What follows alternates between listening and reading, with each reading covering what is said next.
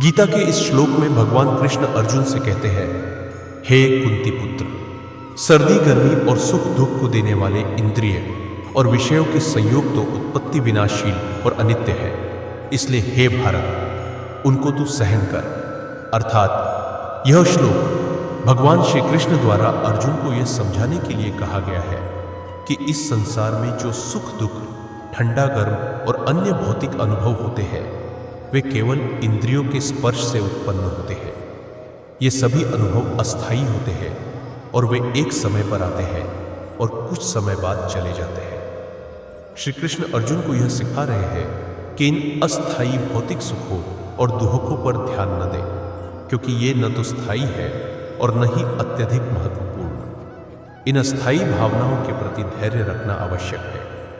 जो व्यक्ति इन अनुभवों को सहन करने की क्षमता रखता है और अपनी आत्मा के वास्तविक स्वरूप को पहचानता है, वही सच्चे संतोष और शांति की ओर अग्रसर होता है। इस श्लोक का संदेश है कि मानव को अपने जीवन में आने वाली हर परिस्थिति को धैर्य और संयम के साथ स्वीकार करना चाहिए और इन्हें स्थायी मानने की बजाय केवल अस्थायी समझना चाहिए।